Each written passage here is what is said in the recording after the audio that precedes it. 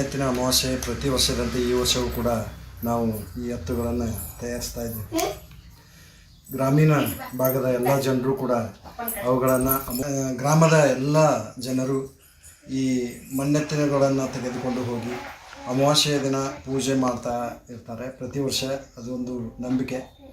ಇಲ್ಲಿ ಮುಂಗಾರು ಮಳೆಯನ್ನು ಸಫಲತೆಯನ್ನು ಗಮನಿಸಿಕೊಂಡು ಆ ಮುಂಗಾರಿನ ಬಿತ್ತನೆಗೆ ಅಣಿ ಆಗ್ತಾ ಇರುವಂತಹ ಸಮಯದಲ್ಲಿ ಈ ಮಣ್ಣು ಪೂಜೆಯ ಮುಖಾಂತರವೇ ತಮ್ಮ ಎಲ್ಲ ಕೆಲಸ ಕಾರ್ಯಗಳನ್ನು ಪ್ರಾರಂಭಿಸ್ತಾ ಇರುವಂತಹದ್ದು.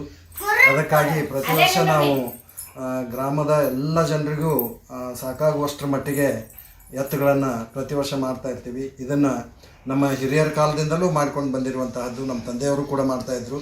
ಜೊತೆಗೆ ನಾವು ಕೂಡ ಚಿಕ್ಕವರು ಇರೋದ್ರಿಂದಲೇ ಇದನ್ನು ಮಾಡ್ತಾ ಇರುವಂತಹದ್ದು.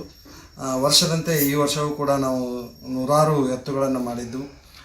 ಮತ್ತು ಇನ್ನೊಂದು ವಿಶೇಷ ಏನಂದರೆ, ಇಲ್ಲಿ ಗ್ರಾಮೀಣ ಜನರು ಮನೆಗೆ ಬಂದು ಅವುಗಳನ್ನು ಹಣದ ರೂಪದಲ್ಲೋ ಅಥವಾ ಧಾನ್ಯದ ರೂಪದಲ್ಲೋ ನೀಡಿ 2 ಎತ್ತುಗಳನ್ನು ತೆಗೆದುಕೊಂಡು ಹೋಗಿ ಪೂಜೆ ಮಾಡಿ, ಜೊತೆಗೆ ಬರುವ ನಾಗರ ಅಮಾವಾಸ್ಯೆಯವರೆಗೂ ಅವನ್ನು ಪೂಜೆ ಮಾಡಿ, ಆ ದಿನ ನಾಗರ ಅಮಾವಾಸ್ಯೆಯ ದಿನ ಹಾಲು ಎರೆದಿರುವಂತಹ ನಾಗಪ್ಪ ಮತ್ತು ಎತ್ತನ್ನು ನಮ್ಮೂರಿನಲ್ಲಿ ಒಂದು ಹಳೆಬಾವಿ ಅಂತಿದೆ, ಆ ಹಳೆಬಾವಿಗೆ ತೆಗೆದುಕೊಂಡು ಹೋಗಿ ಮೆರವಣಿಗೆ ಮುಖಾಂತರ ತೆಗೆದುಕೊಂಡು ಹೋಗಿ ಅಲ್ಲಿ ಹಾಕಿ ಬರ್ತಾ ಇರುವಂತಹದ್ದು ಇದೆ.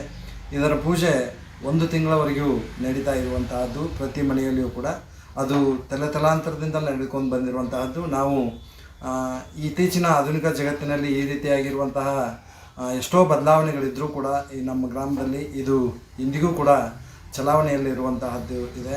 ಮತ್ತು ನಾವು ಅದನ್ನು ಬಿಡಬಾರ್ದು ಎನ್ನುವಂಥ ಉದ್ದೇಶದಿಂದ ಮುಂದುವರ್ಸ್ಕೊಂಡು ಹೋಗ್ತಾ ಇದ್ದೀವಿ. ಅದಕ್ಕೆ ನಮಗೆ ಇಲ್ಲಿಯ ಜನರು ಕೂಡ ಅದಕ್ಕೆ ಸಹಕಾರ ಕೊಡ್ತಾರೆ.